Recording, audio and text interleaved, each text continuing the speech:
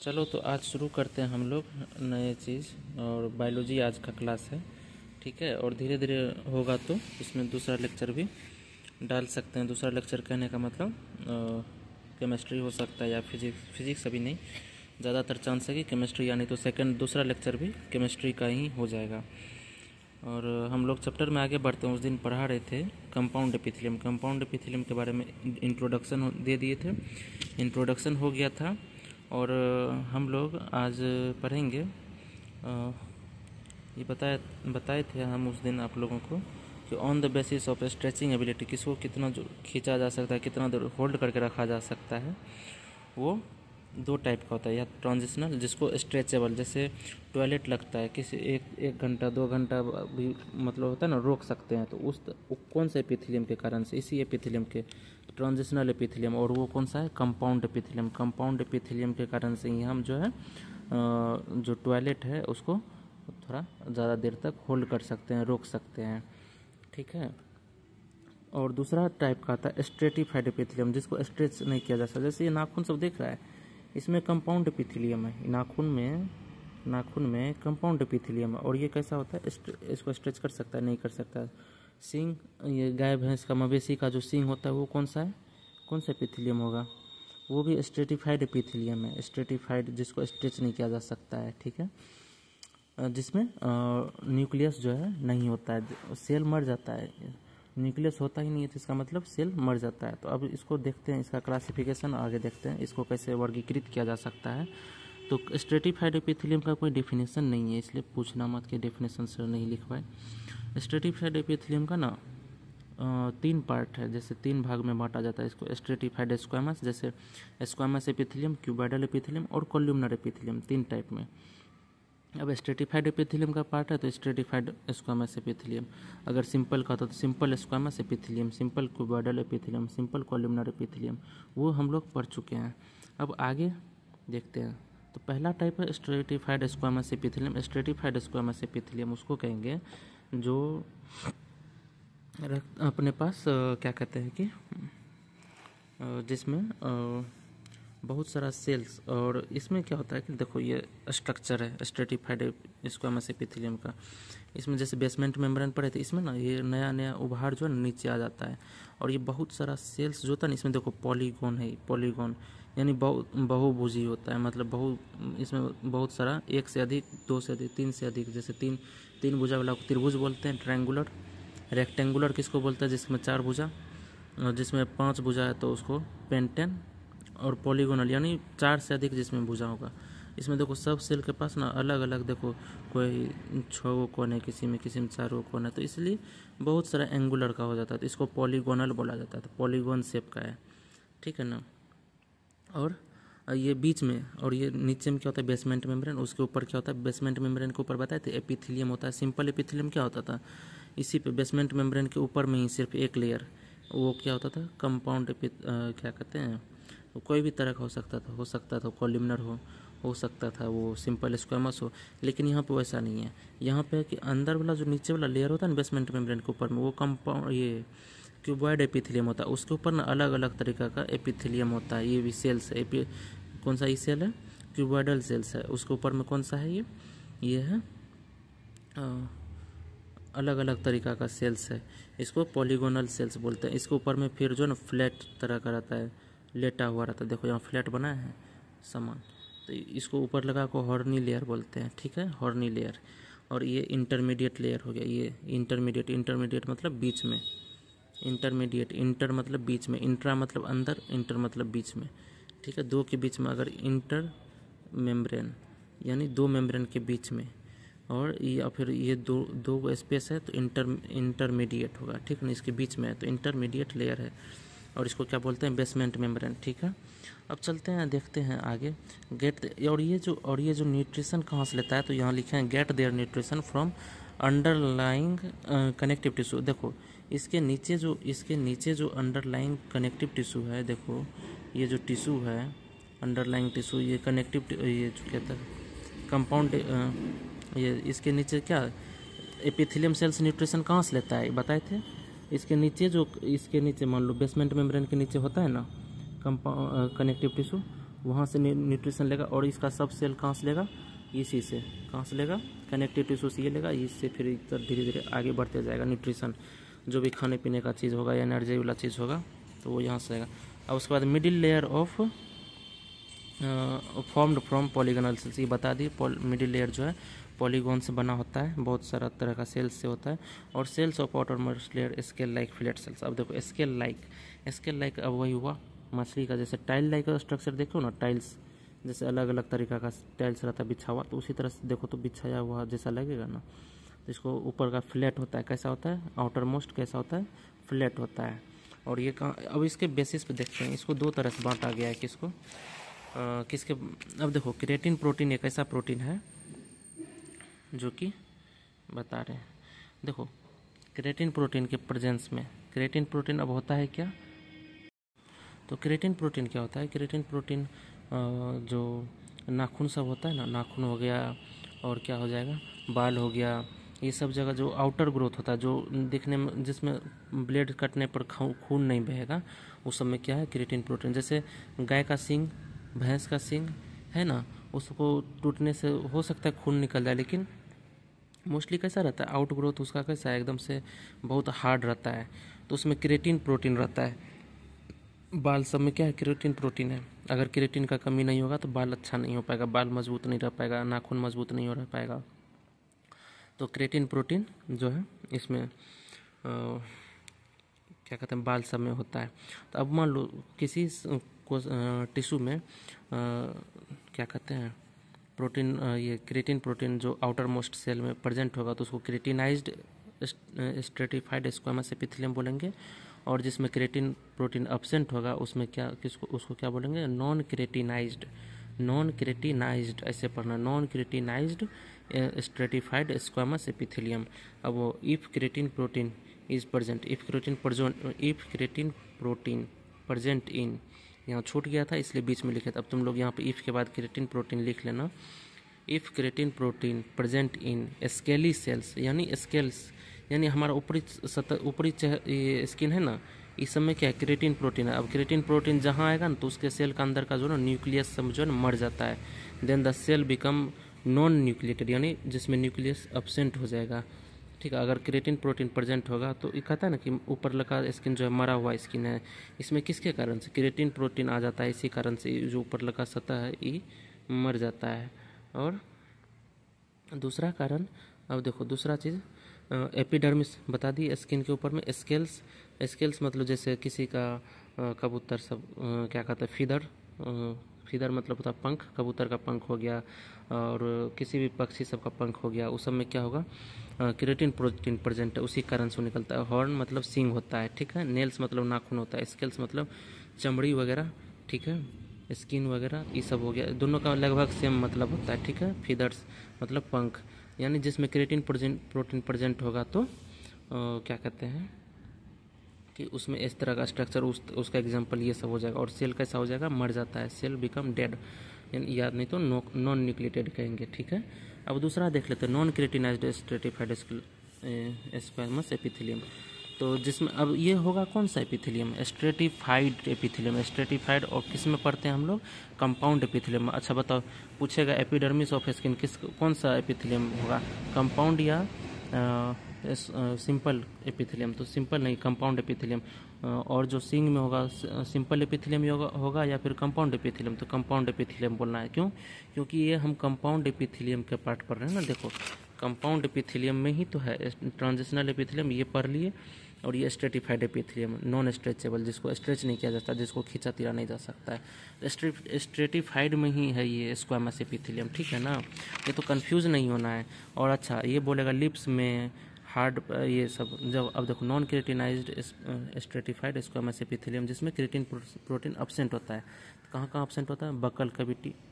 अच्छा ये बोलेगा buccal cavity is an example of, किसका एग्जांपल है, कंपाउंड एपिथेलियम या सिंपल एपिथेलियम, तो कंपाउंड एपिथेलियम बोलना है। ओरल कैविटी, अच्छा बक्कल कैविटी मतलब, बक्कल कैविटी जहाँ से खाना खाता है, जिसमें मुंह में दांत देख रहे हैं, दांत सब देखो, दांत के अंदर का जो एरिया है, अंदर का जो क्षेत्रफल है, अंदर का जो खाली जगह है, उसको क्या बोलते हैं, बक्कल कैविटी। बक्कल कैविटी, क्या बोलेंगे, बक्कल कैविटी। या नहीं तो दूसरा उसका नाम क्या है, ओरल कैविटी, ओरल कैविटी, ठीक है ना। तो दांत दांत कहाँ पर रहता है, बक्कल कैविटी में या फिर पेट में, जो बक्कल कैविटी में हम दांत रहता है, ठीक है ना। और ये mammals, buccal cavity of mammals, mammals मतलब जो स्तनधारी जीव होते हैं, स्तनधारी जीव को मैमल्स बोलते हैं, ठीक है। जो बच्चे जन्म देता है, जो दूध पिलाता है, उसको स्तनधारी बोलते हैं। स्तनधारी जीव को ही हम मैमल्स कहते हैं इंग्लिश में।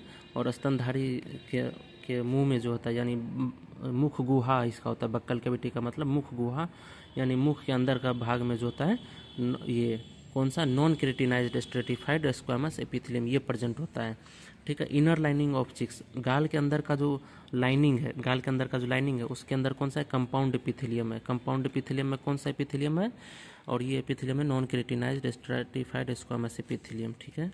और उसके बाद लिप्स में, होठ पे, हार्ड पैलेट, हार्ड पैलेट किसको, जीभ के ऊपर वाला भाग जो होता है, नाक के नीचे वाला, जो मुंह के अंदर हाथ डालना, देखना जीभ के ऊपर वाला वो जो प्लेट है वो हार्ड लगता होगा तो उसको हार्ड पैलेट बोलते हैं, ठीक है। तो हार्ड पैलेट। टॉन्सिल्स, टॉन्सिल्स एक ग्रंथि है, बताएंगे यानी तो पता भी होगा, तो जो जीभ के बगल में होता है, ठीक है ना, अंदर में गर्दन के पास।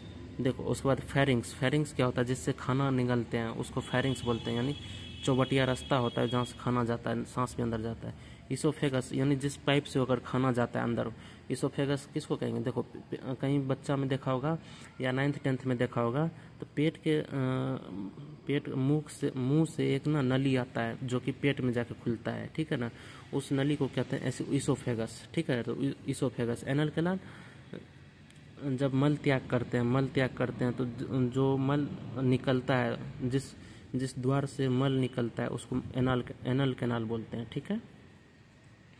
और लाइनिंग ऑफ वेजाना, बताने की जरूरत नहीं है। देखो लाइनिंग ऑफ वेजाना, वेजाना के लाइनिंग में भी क्या होता है, ये पाया जाता है, कौन सा, क्रेटिन प्रोटीन, क्रेटिन प्रोटीन कौन सा, स्ट्रेटिफाइड स्क्वामस एपिथेलियम है, ठीक है। अब कहेगा कि लाइनिंग ऑफ वेजाना में कौन सा एपिथेलियम, स्ट्रेटिफाइड स्क्वामस एपिथेलियम है ना, ये ऑप्शन जाएगा। कॉर्निया ऑफ आई, यानी आँख के कॉर्निया में भी कौन सा होता है, कंपाउंड एपिथेलियम, कंपाउंड एपिथेलियम में कौन सा एपिथेलियम, स्ट्रेटिफाइड स्क्वामस एपिथेलियम, ठीक है। अच्छा, अब ये एक पार्ट खत्म हो गया, अब दूसरा पार्ट में चलते हैं। दूसरा पार्ट क्या है, दूसरा पार्ट है स्ट्रेटिफाइड क्यूबॉइडल एपिथेलियम, जो कि इनर लाइनिंग, जिसका inner most layer is cuboidal. वही सबका जो भी कंपाउंड एपिथेलियम होगा ना, जिसमें भी 3-4 लेयर्स मिल करके बनेगा, उसके अंदर का निचला भाग क्या होता है, कंपाउंड एपिथेलियम का बना होता है। और ये कहाँ होता है, secretary duct of sweat gland, secretary duct of sweat gland. चलो एक चीज़ दिखाते हैं, चलो पहले यहीं इस पर आते हैं। देखो अच्छा ये मत पढ़ो, और क्यूबॉइडल दिखाते हैं, डायग्राम दिखा रहा हूँ।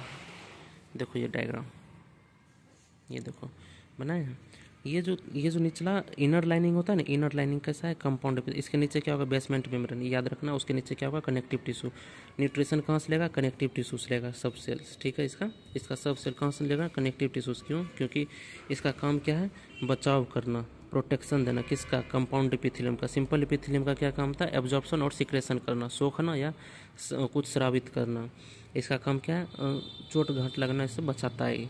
अब देखो क्या होता है स्क्वामस एपिथेलियम का, देखो यहाँ पर 3 अंदर का लाइनिंग क्या है, कंपाउंड ये क्यूबॉइड है, उसके बीच में बहुत सारा मल्टी सेलुलर, 2 से मिडिल लेयर जो होगा ना उसका 2 से 4 सेल का जो ना ये इससे बना होगा, ग्रुप से लेयर, 2 या 4 सेल का ग्रुप हो रहता है, ये लेयर होगा उसका ग्रुप से। देखो एक ग्रुप, 1 लेयर, 2 लेयर, 3 लेयर से बना होगा, और चौथा लेयर जो होता है कुछ और यहाँ पर जुड़ा होगा दूसरा सेल्स, ठीक है। उसी तरह से यहाँ पे भी होता है, उसी तरह से यहाँ पे भी। यहाँ देखो क्यूबॉइडल अभी पढ़ा रहे थे, क्यूबॉइडल में नीचे वाला क्यूबॉइडल, और नाम से ही स्पष्ट है, जिसका ऊपरी देखो, ऊपरी भाग जिसका क्यूबॉइडल शेप का होगा, क्यूबॉइड शेप का होगा, घनाभाकार या घनाकार आकार का होगा, ठीक है, उसको क्या बोलेंगे, cuboidal epithelium. Inner most layer कैसा होगा इसका, क्यूबॉइडल। देखो तो इनर मोस्ट मतलब सबसे अंदर वाला भाग क्यूबॉइडल है। और उसके बाद कहाँ होता है, कहाँ होता है, secretary duct of sweat gland, पसीना वाला जो ग्रंथि होता है उसमें भी होता है, कौन सा, cuboidal epithelium.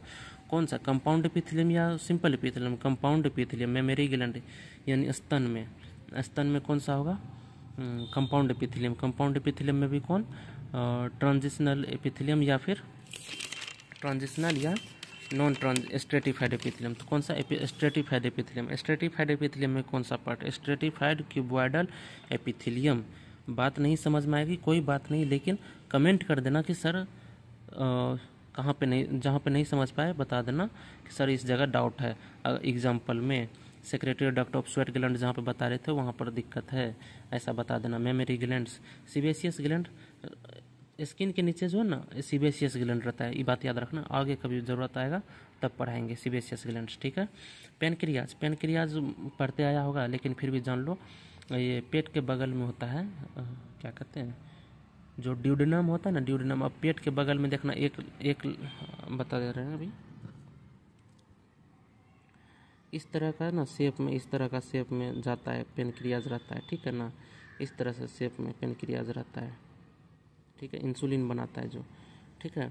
Pancreas, salivary gland, जैसे सैलिवरी ग्लैंड, लार ग्रंथि, लार ग्रंथि कहाँ होता है, मुंह में, मुंह में देखना कभी कभी लार आता है, कभी कभी नहीं, हमेशा लार आता है। खाना खाएगा, इमली बोलेगा तो लार आ जाएगा, कुछ खट्टा का चीज़ का याद आएगा तो लार बनेगा। उस लार ग्रंथि में कौन सा एपिथेलियम, स्ट्रेटिफाइड क्यूबॉइडल एपिथेलियम होता है, आउटर मोस्ट लेयर जो इसका क्या होता है, also cells are cube like and nucleated and living. अब देखो इसमें क्या है, इसमें क्रेटिन डिपॉजिट नहीं, देखो यहाँ पे क्रेटिन डिपॉजिट था, क्रेटिन था यहाँ, देखो इस सेल न्यूक्लियस मत बनाना, मेरे से गलती हो गया था, हम बना दिए थे, लेकिन इसमें ये लाल कलर मत डालना, ठीक है, लाल कलर मत डालना इसमें, या कोई भी तरह का कलर मत यूज करना, क्योंकि ये डेड है, कौन है ये, डेड है, ये सेल डेड है, इसमें मत कुछ करना, इसमें न्यूक्लियस मत बनाना, ठीक है।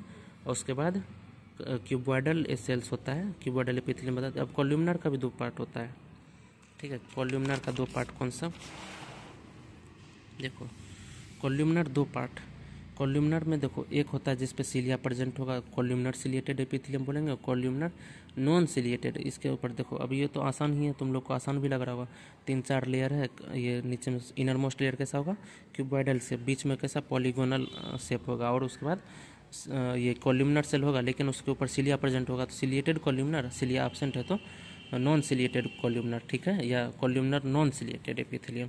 और ये कहाँ होता है, लैरिंग्स, हवा वाला जो है ना ग्रंथि, जो कंठ छूता है तो कंठ लैरिंग्स है, तो लैरिंग्स के अंदर कौन सा होगा, कॉल्यूमनर सिलिएटेड एपिथेलियम होगा।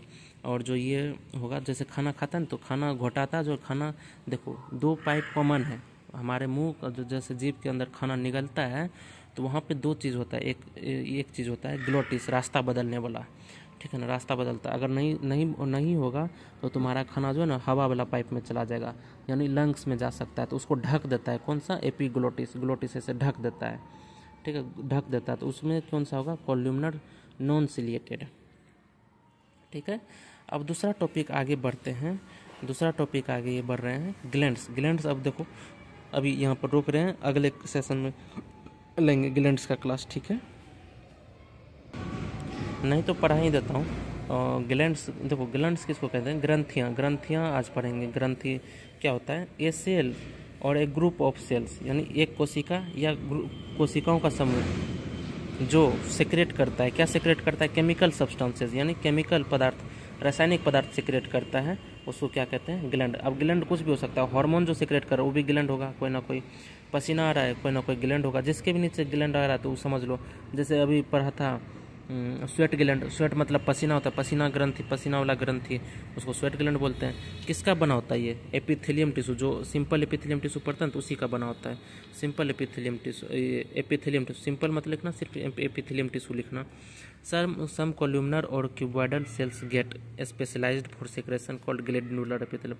अब कुछ कुछ क्या होता है, कुछ कुछ कॉल्यूमनर या क्यूबॉइडल शेप, कॉल्यूमनर और क्यूबॉइडल क्या होता है कि मॉडिफाई हो जाता है, किसमें से, कुछ चीज़ सेक्रेट करने के लिए, कुछ चीज़ सेक्रेट करने के लिए जो से बनाता है, अपने आप में मॉडिफिकेशन कर लेता है। स्पेशलाइज्ड मतलब वही हुआ मॉडिफाइड, स्पेशलाइज्ड मतलब मॉडिफाई कर लेना। देखो कुछ मॉडिफाई हो जाता है किसके लिए, सेक्रेशन के लिए, जैसे बलगम, खांसी के लिए कोई कोई मॉडिफाई कर लिया, या फिर पसीना आने के लिए, पसीना लाने के लिए कोई कोई सेल जो है ना अपने आप को मॉडिफाई कर लिया। कुछ कॉल्यूमनर सेल होगा पसीना ग्रंथि बनाने के लिए, वो अपना एक ही सेल था लेकिन उसको मॉडिफाई करके वो ग्लैंडुलर एपिथेलियम में बदल गया, ठीक है। इस के ए का मतलब होता है नॉन एज, नॉन एज मतलब या कॉल्ड एज या नॉन एज, इसका मतलब एक ही होता है। अब जो ग्लैंड कितने तरह का है, ये 3 तरह का होता है, तीन स्टेज पे बांटा जाता है, 3 स्टेज पे। एक तो मेथड ऑफ कैसा, ग्रंथियों का वर्गीकरण अब आता है। अब ग्रंथियों का वर्गीकरण कल नेक्स्ट लेक्चर में लेंगे, अभी यहीं तक रखते हैं। कहीं भी समझ में नहीं आया हो या फिर लग रहा हो कि सर ज़्यादा फास्ट खींच रहे हैं तो बोलना कि सर थोड़ा और ज़्यादा समझाने की ज़रूरत है, कम समझ में आ रहा है, जैसा भी हो, जो भी दिक्कत आ रहा है बस कमेंट में लिख देना, ठीक है। आज के लिए बस इतना ही, ठीक है, निकलते हैं, चलते हैं फिर, बाय बाय, टाटा।